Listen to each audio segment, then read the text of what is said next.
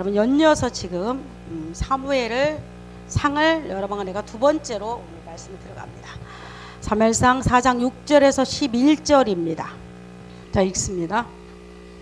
블레셋 사람이 그 외치는 소리를 듣고 이르되 히브리 진영에서 큰 소리로 외침은 어찌 됨이냐 하다가 야훼의 괴가 진영에 들어온 줄을 깨달은지라. 블레셋 사람이 두려워하여 이르되 신이 진영에 이르렀도다 하고 또 이르되 우리에게 화로다. 전날에는 이런 일이 없었도다. 우리에게 화로다. 누가 우리를 이 능한 신들의 손에서 건지리요. 그들은 광야에서 여러 가지 재앙으로 애굽인을 친 신들이니라. 너희 블레셋 사람들아 강하게 되며 대장부가 되라. 너희가 히브리 사람의 종이 되기를 그들의 종이 되었던 것 같이 되지 말고 대장부 같이 되어 싸우라 하고.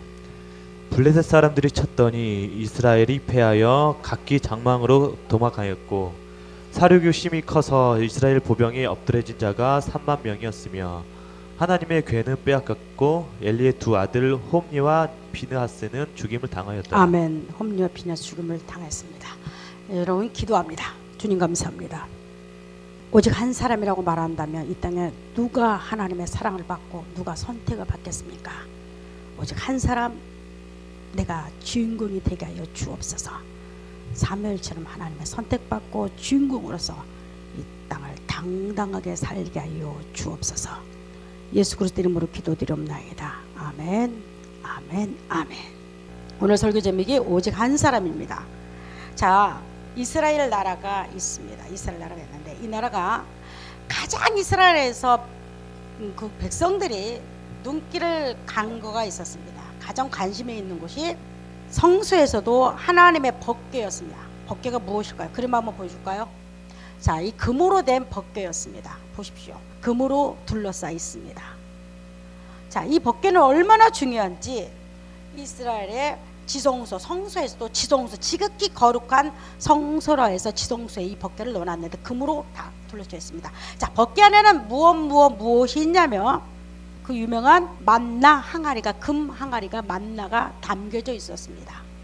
또 저 법궤 안에는 무엇이 있었냐면 여러분들 잘 아는 모세의 십계명, 하나님께서 친히 돌판을 만들어 주었던 그 돌판이 법궤 안에 들어있었고, 또 하나는 이스라엘의 첫 번째 제사장 손에 들려졌던 아론의 쌍난 지팡이가 이 법궤 안에 들어있었습니다. 자, 이러니까 이 법궤는 절대 일반인들을 볼 수도 없는 법궤였습니다. 그런데 이 법궤가 지금 지성소에 하나님의 장소에서 있던 그 법궤가 지금 어디로 나들이를 왔냐면 지금 이 시대가 이스라엘 백성들이 굉장히 힘든 시기였습니다. 블레셋이라는 나라가 있었습니다. 이스라엘 옆에는. 근데 그 나라가 이스라엘을 40년 동안 지배를 했습니다. 40년 동안. 근데 이 나라는 어떤 나라였냐면 쉽게 말해서 우리나라가 일본의 지배를 받았듯이 지배했는데 이 블레셋은 최초로 철기 문화, 철기로 무기를 만드는 민족이었습니다. 그러니까 블레셋은 말할 필요도 없이 막강한 군사력과 힘이 있는 나라였습니다. 근데 이 당시만 해도 이스라엘은 무기 하나 변변이 없었습니다. 근데 블레셋이 침범해서 금방 이스라엘을 삼키는 건 아무것도 아니었습니다. 자, 40년 동안 블레셋이 이 이스라엘을 괴롭혔습니다. 그래서 이스라엘에서 무엇이 일어나기 시작, 우리가 블레셋 벗어나보자, 우리가 힘을 합쳐서 저들과 싸워서 이겨보자 하고 여러분 힘을 모았습니다. 그리고 싸웠습니다. 그런데 그 싸움이 보기 좋게도 4,000명이 죽어버렸습니다. 이스라엘 난리 났습니다. 4,000명이 죽었습니다. 싸움에서. 이길 줄 알았던 싸움에서 그만 패배를 한 거였습니다. 그러자 이스라엘에서 한 소리가 나오기 시작했는데 우리 그럴 것이 아니다. 우리가 싸움에서 졌으니까 이번에는 우리가 이길 수 있는 방법이 있다고 말합니다. 그 방법 중에 하나가 실로라는 도시에 있는 지성소에 있는 법궤를 가지고 오자. 법궤가 있을 때는 우리가 승리하지 않았느냐. 여러분 법궤를 가져왔는데 그만 그 싸움에서 지고 말았습니다. 이 법궤는 얼마나 이스라엘 백성들이 신뢰를 하는 거였냐면 여러분들 이스라엘 백성들이 광야길 40년을 걸어갔습니다. 항상 시내산에서부터 만들어진 법궤가 이스라엘 2000m 앞에 걸어갑니다. 2000m 앞에서 제사장들이. 그런데 이스라엘 백성들이 행진을 하고 있는데 비겁하게 가나안 족속 중에 아모리 족속이 있었습니다. 아모리 족속이 이스라엘 가장 후미, 여러분 후미는 병들고 할아버지 할머니 나이 든 사람들이 가는 200만이 가는데 가장 후미, 가장 힘든 사람들이 가는 그곳을 쳐버렸습니다. 그러니까 이들이 머리를 쓴 거죠. 앞에는 장수들이 가고, 자 중간도 뭐 힘 있는 사람이 가고, 못 따라오고 힘들고 지치고 병든 사람들이 가는 후미를 아모리 족속에 쳐버렸습니다. 자 그러자 난리가 났습니다. 왜냐면 이스라엘 백성들은 노예로 있다가 끌려나왔는데, 모세에서 끌려나오다시피죠. 끌려나왔는데 이들에게는 변변한 무기 하나 없었습니다. 아무것도 없었습니다. 소와 양과 그들이 덜커덕거리는 살림살이 도구였고 밖에 없었습니다. 근데 갑자기 아모리 족속이 치기 시작합니다. 이스라엘 백성들이 40년 광야길을 갈 때 그 모든 그 가나안 족속들은 누구의 식민지였다고 말했습니까? 애굽의 식민지였었습니다. 근데 그들이 무장도 하지 않은 그 백성들이 가는 길에서 감히 쳐들어온 족속이 한 군데도 없었습니다. 왜 그랬을까요? 왜 그랬을까? 너무 무서웠던 겁니다. 이들이 귀에 들리는 소리가 있었습니다. 아니 자기들이 섬기는 신 이집트 파라오가, 태양이라고 섬기던 그 파라오가 노예로 있던 이스라엘 백성에 의해서 무차 밑짓밟힌 겁니다. 바로 홍해 사건을 기억하는 겁니다. 홍해 사건은 이들에게 굉장히 두려움을 줬습니다. 이집트의 여러분 마병의 부대는 대단했습니다. 전차 부대와 똑같습니다. 그 부대가 아무런 준비도 안 된 이스라엘 백성을 치러 왔는데도 불구하고 그들이 홍해에서 수장됐다는 소문이 가나안에 쫙 돌았습니다. 다 죽어버렸습니다. 자 그러자 가나안의 족속들은, 식민지였던 이스라엘 족속들은 무서워서 감히 이스라엘 백성들이 갈 때마다 여러분 빗장을 걸어잠그고 나오지도 않았습니다. 너무 무서우니까, 자기들이 해가 갈까봐. 그런데 겁 없이 누가 쳐들어왔죠? 아모리 족속이 뒷후미를 쳐들어왔습니다. 여러분 그럴 때 얼마나 이스라엘 백성이 우왕좌왕했겠습니까? 그럼에도 불구하고 법궤를 내세운 그들의 행진에서 하나님께 말합니다. 내가 너와 함께한다. 놀랍게도 다 이겨버렸습니다. 근데 그들이 쳐들어왔던 그 족속들을 보면 거인이었다고 말합니다. 힘이 좋았다고 말합니다. 그리고 가나안에서 상당히 큰 부족이었다고 말합니다. 근데 그들을 보기 좋게 이겼습니다. 그 땅을 차지했습니다. 그리고 완전히 전멸시켜버렸습니다. 여러분 이스라엘 백성들이 이 법궤를 너무 잘 알고 있었습니다. 그러니까 법궤가 가는 곳마다 승리를 주었고 이들에게 가는 곳마다 승승장구했다는 겁니다. 자 이러니까 4,000명이 죽고 나자마자 이스라엘 소리가 나왔는데 법궤를 가져오자는 거였습니다. 자 법궤를 가져오자마자 여러분 블레셋 진영에서 난리가 났습니다. 자 법궤를 보자 이스라엘 백성들의 군사들의 사기가 하늘을 찔렀습니다. 소리가 얼마나 컸는지 그 소리가 블레셋 군에 넘어갔습니다. 야 저 소리가 무슨 소리일까? 지금 큰일 났습니다. 지금 이스라엘 진영에 법궤가 도달했는데 그 법궤에 계시는 그 하나님은 이집트 왕을 죽였고 물속에서 수장시켰고 또한 우리가 그렇게 크다고 믿고 있는 5개 나라를 갖다가 다 쳐부셔버렸습니다. 우리는 큰일 났습니다. 블레셋 군들이 우왕좌왕하기 시작합니다. 자 그러자 블레셋 군에서 이런 말이 나오기 시작합니다. 우리 어차피 죽을 거, 저들이 우리의 종이 됐듯이 우리는 절대적으로 이스라엘 백성도 종이 돼서는 안 된다고 결의가 되기 시작합니다. 그러면서 죽기 살기로 싸우자 하면서 블레셋 군들이 쳐들어옵니다. 같이 싸웁니다. 근데 여러분 보십시오. 고대의 전쟁은 신들의 전쟁입니다. 쉽게 말해서 블레셋 군들이 섬기는 신이 있어서 그 다곤 신이었습니다. 자 이스라엘을 섬기는 신은 누구였어요? 여호와 하나님이었습니다. 지금 이 전쟁은 여러분들이 칼과 싸움이라고 생각하지만 이 전쟁은 다곤 신과 여호와 하나님의 싸움이었습니다. 그런데 블레셋 군들이 생각지도 못하게 이스라엘 군대를 이겨버린 거였습니다. 그도 자그마치 몇 만을 죽였습니까? 3만을 죽였습니다. 이 3만은 이스라엘 지파의 한 지파의 숫자이기도 했습니다. 엄청나게 많은 남자들이 군대에서 죽어갔습니다. 여러분 한번 생각해 보십시오. 자 그렇게 믿었던 법궤, 내가 분명히 승리할 거라고 생각했던 그 법궤를 내세우는데 불구하고 전쟁이 패배로 끝나고 4,000명이 아니라 3만 명이 죽었습니다. 왜 그랬을까 생각해 봤습니다. 여러분 하나님은 이스라엘 백성들이 가는 곳마다 이렇게 말합니다. 나는 전쟁에 능한 신이라고 말합니다. 내가 가는 곳마다 전쟁은 내 손안에 있다고 말을 합니다. 그래서 이스라엘 백성들에게 하나님이 세 가지를 당부하죠. 지난번에 이야기했듯이 왕이 되거든 세 가지를 절대 하지 말아라. 첫째, 말 타는 용사를 두지 말라고 말합니다. 말을 두지 말아라. 따가닥따가닥 말을 두지 말아라. 쉽게 말하면 오늘날 말하면 탱크와 그 전차 부대를 두지 말아라고 말합니다. 말이 됩니까 이거? 절대 두지 말아라. 말을 두지 말아라. 두 번째, 양가염소 많이 두지 말아라. 세 번째, 왕들은 부인 많이 두지 말아라. 자, 두 번째, 세 번째는 그런 이해하지만 첫 번째, 말을 많이 두지 말란 말은 이스라엘 백성들 이해하지 못할 겁니다. 전쟁을 하는 말이 필요한데요. 자, 이스라엘 백성들이 그들은 어차피 여러 나라에 둘러싼 그들로서는 쌓일 수 있는 그 거대한 강대국을 이길 수 있는 방법들이 실제로 없었습니다. 자, 법궤를 대선 그들이 완전히 패해버렸을 때 여러분 그때 상황이 여러분들은 한번 기억해 보십시오. 한번 어떻게 됐을까? 아마도 여러분 우왕죽순 난리 났을 겁니다. 아마도 한번 생각해 보세요. 멘붕입니다. 이거는 멘붕이라고 말하죠. 분명히 이길 줄 알았고 이 법궤는 가는 곳마다 승승장구 이겼는데 어찌된 일입니까? 그만 다곤 신에 의해서 먹혀버린 거였습니다. 쉽게 말하면 블레셋군이 이 법궤를 가져가 버렸습니다. 이스라엘 역사상 가장 치욕적이고 가장 패배적인 전쟁이 바로 이 전쟁이었습니다.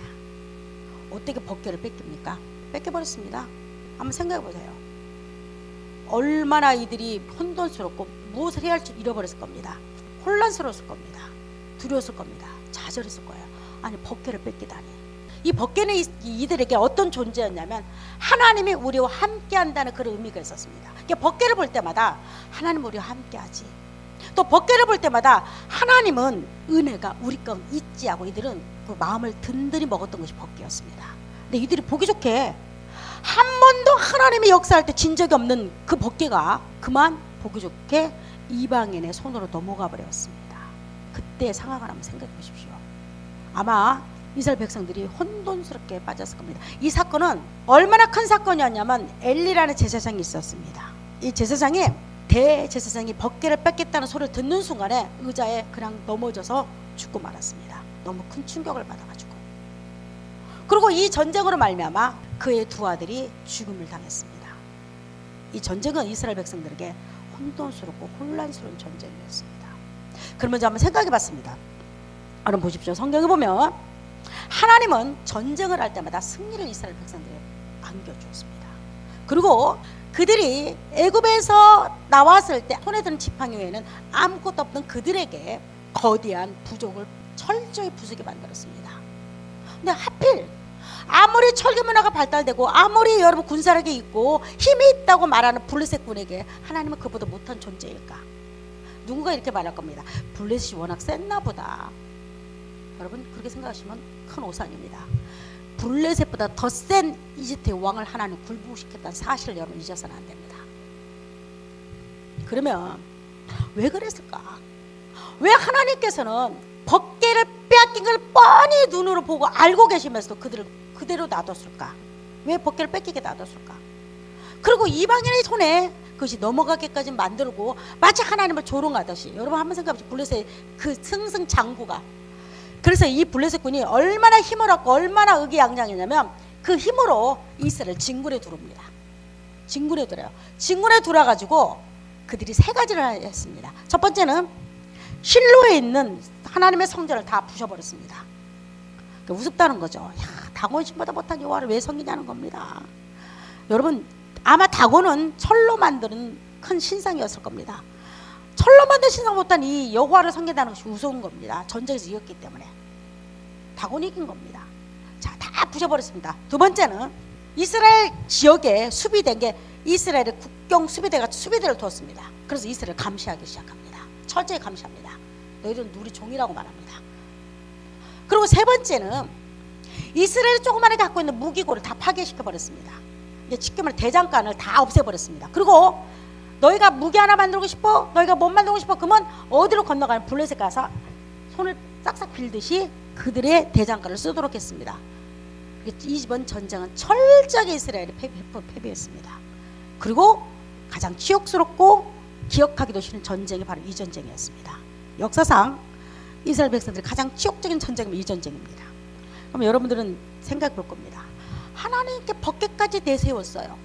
그리고 이들은 하나님의 이름으로 나가서 싸운다고 말을 했습니다. 그런데 보기 좋게 패배해버렸습니다. 왜 하나님께서는 그렇게 만들었을까? 왜 만들었을까? 그리고 왜 법궤가 어설픈 블레셋 손에 넘어가게 그대로 놔뒀을까?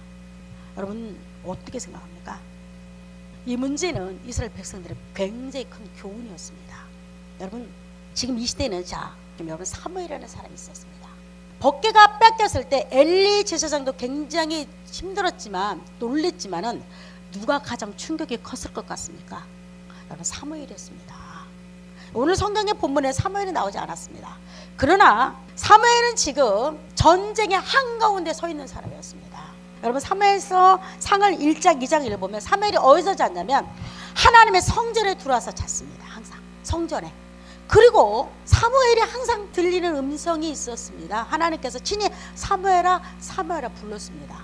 성전에 자고 있는 사무엘. 그러니까 이 어린 꼬마 사무엘이 엘리 제사장 부르자고 저를 불렀습니까? 하고 갑니다. 아니 너 안 불렀어.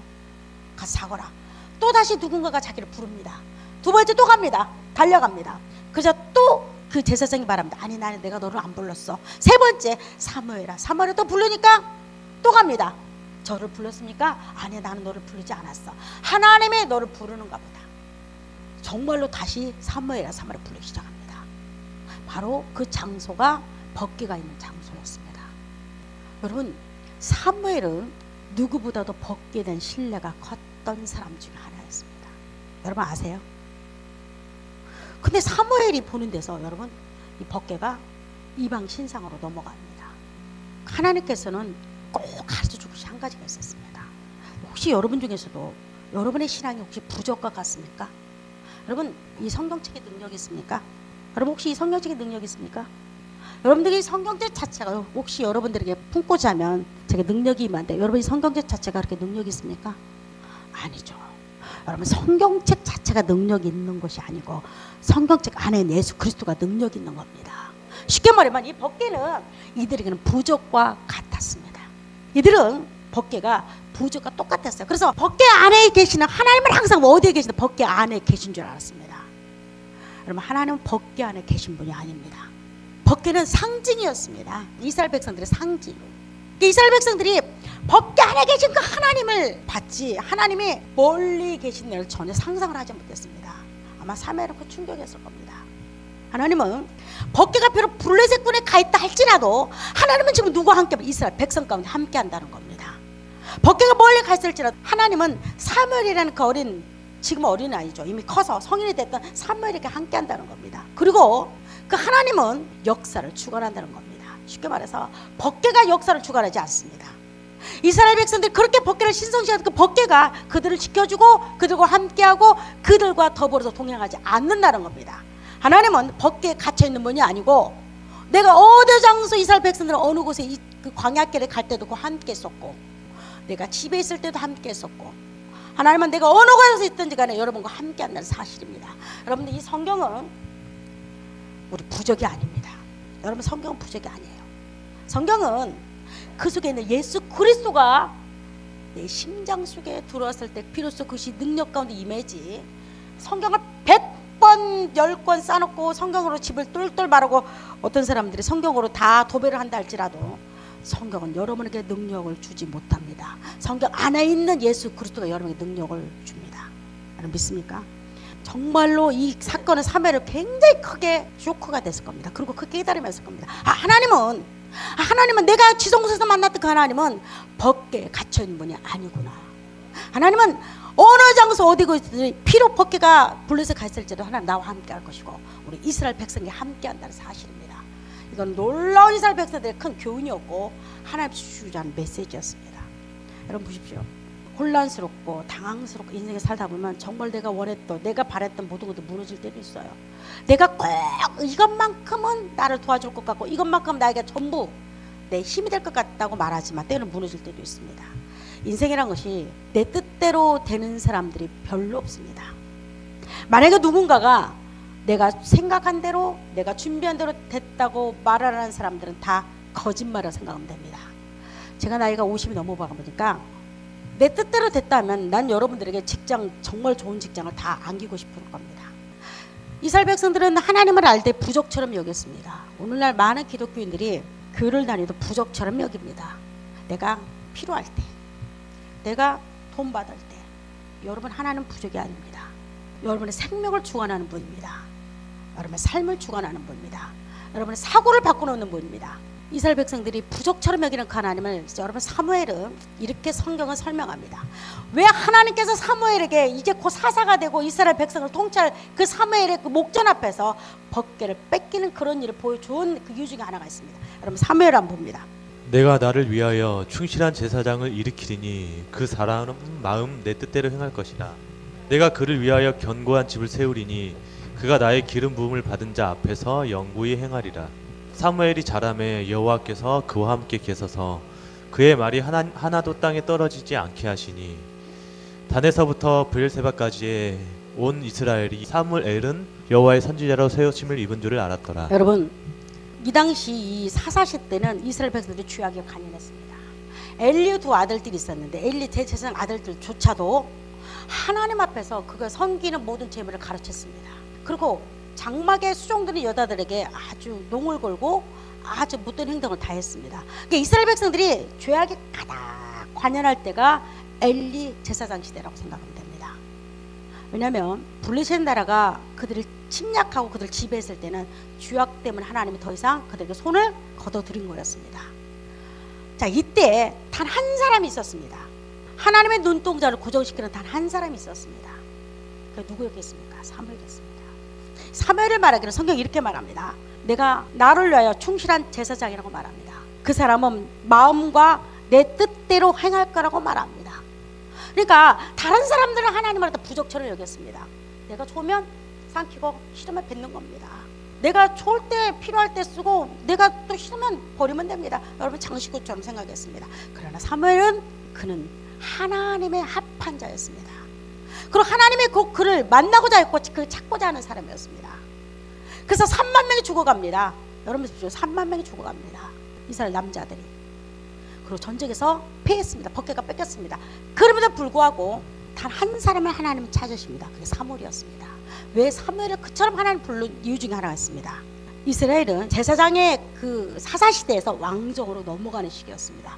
그리고 하나님 나라가 굳세게 세워질 그 시기가 아주 중요한 시기였습니다. 하나님의 나라가 온 세계에 선포되는 시기였습니다. 왕으로서 이제 곧 바로 사울과 다윗이 사무엘의 기름 부음을 말미암아 왕이 되기 시작합니다. 하나의 왕정 나라가 이루어집니다. 하나님은 단 한 명 사무엘을 세웁니다. 그리고 사무엘에게 하나님은 절대적으로 사무엘에 갇혀있는 분이 아니야. 그리고 네가 어디를 가든지 내가 너와 동행할 것이고 내가 어디를 가든지 같이 할 거라고 하나님 말씀하고 있는 겁니다. 그리고 그 사무엘을 통해서 이스라엘이 이제 제대로 국가적으로 하나 세워지기 시작합니다. 굉장히 중요한 임무를 맡은 사람이었습니다. 여러분 인생에 있어도 마찬가지입니다. 보통 자살하는 사람들을 제가 들어봅니다. 힘들어하는 사람을 제가 봅니다. 이 사람에게 두 사람도 필요 없습니다. 단 한 명만 이 사람 마음을 알아주는다든가 한 명만 누군가 이 사람의 진정한 친구가 돼준다면 절대 죽지 않습니다. 절대 힘들어서 이 땅을 떠나고 싶은 마음이 없습니다.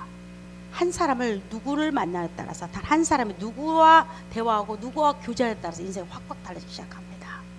이 땅에서 하나님의 그 역사를 성경을 보면요 여러 사람을 통하지 역사하지 않습니다. 사무엘 한 사람을 통해서 하나님은 사사에서 왕정으로 넘어갔습니다. 여러분 보십시오.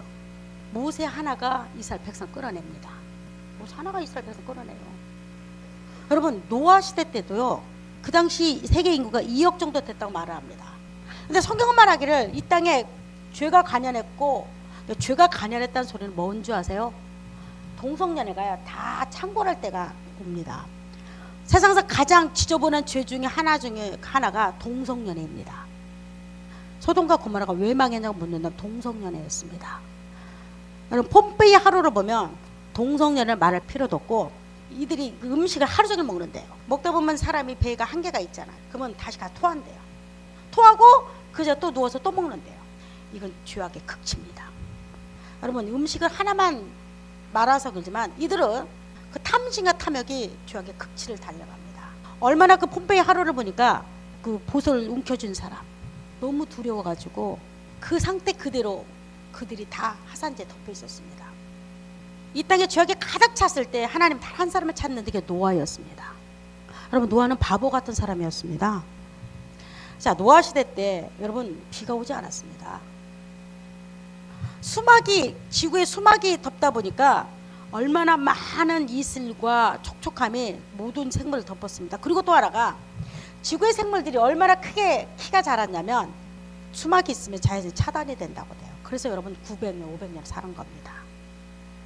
우리가 왜 늙냐면 자외선 때문에 늙거든요. 태양으로부터 좋은 것도 받지만 우리 늙게 만드는 그것들이 굉장히 많이 온다고 말합니다. 그렇게 좋게 살기가 좋은 시대가 노아 시대였습니다. 그러니까 이들이 살기가 좋으니까 죄를 향해서 최악으로 달려갑니다. 성경에 보면 패역했다고 말하면 패역은 아주 지독하게 사람들이 못 쓸 것만큼 못 쓴 아주 최악을 달리고 패역이라고 말합니다. 패역했다고 말합니다. 그리고 그 가운데서 하나님은 노아 한 사람을 뽑는데 뭐라고 말하냐면 120년 동안 너는 배를 지으라고 말합니다. 여러분 생각해 보시죠. 비도 오지 않아요. 근데 배를 만들어요. 그것도 자기 집 앞마당에다가. 사람들이 조롱합니다. 야, 너 말이야, 너 미친 거 아니니? 비도 오지도 않고 배를 어디다 쓰려고? 얼마나 살기 좋아? 풍랑이 일기를 해. 얼마나 좋습니까? 과일은 나무들은 몇 수십 미터 돼가지고 먹을 것이 항상 풍성해.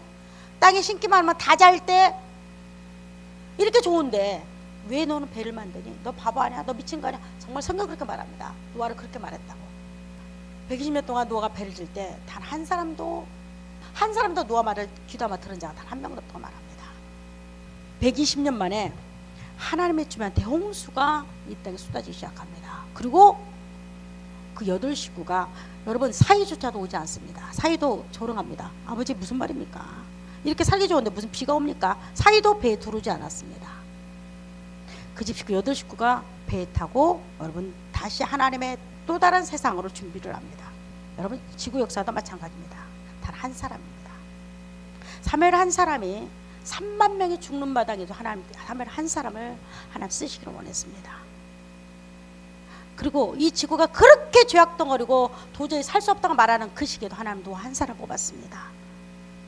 여러분 이스라엘 백성들이 이집트에서 죽는다고 아우성칠 때 하나님 모세 한 사람 뽑았습니다. 그러면 여러분 한번 물을게요. 만약에 하나님께서 한 사람을 뽑는다면 여러분 누구겠습니까? 하나님께서 나의 충실한 종이라고 단 한 명을 부른다면 여러분 누가 되기를 원합니까? 말할 필요 없이 내가 되는 겁니다. 세상에서 다 행복해도 내가 불행하면 아무것도 아닌 겁니다. 세상에서 다 사람 똑똑하고 내가 멍청하면 내가 미련하면 이건 아무 소용이 없는 겁니다. 하나님의 세상을 이처럼 살아가서 독생자를 주셨다고 말하고 세상 모두를 구원하고 나 혼자 빼버리면 그거는 의미가 없는 겁니다. 세상이 다 멸망할 때 3만 명이 죽는다 할지라도 여러분 나 하나님께 구원받기를 원해야 합니다. 왜? 분명히 알아요. 우리는 나라는 존재는 지구의 중심에 서 있습니다. 여러분 안 믿어지나요?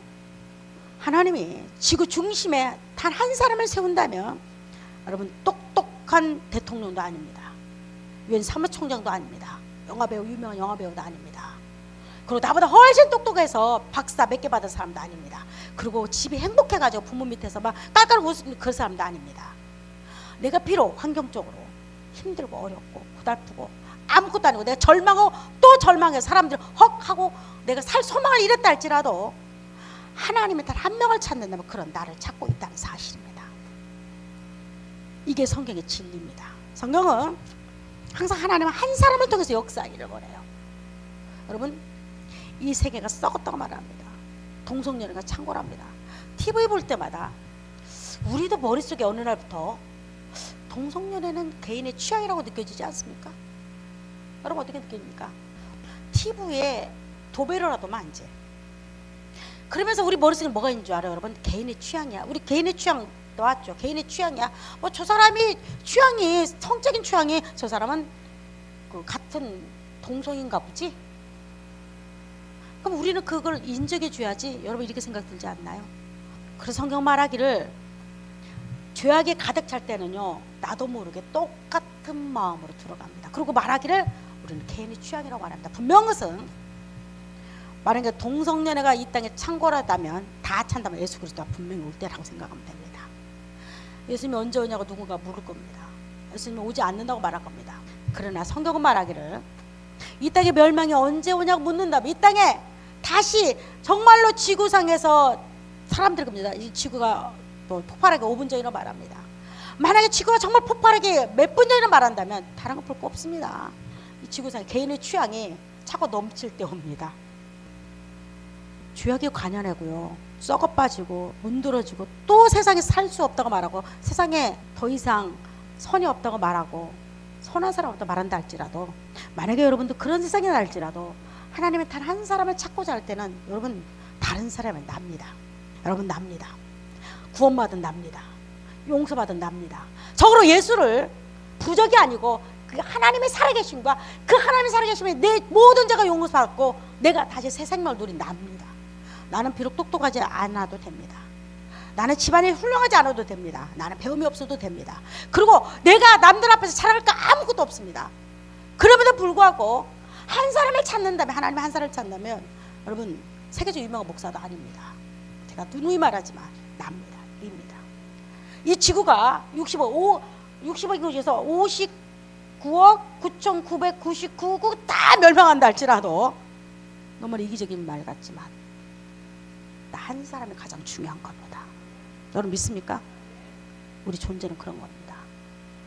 어떨 때 내가 가장 귀한 존재로 느끼냐면 내가 하나님과 교통하고 교제하고 하나님이 주시는 그 말씀이 내 영혼을 뒤집어 놓을 때, 그리고 예수 심장이 될 때, 그리고 내가 그렇게까지 죄악 가운데서 살던 내가 죄가 용서받은 그날, 그리고 내가 그 죄가 흰 눈보다 깨끗하게 되는 그날이 여러분 하나님을 찾는 단 한 사람 답니다.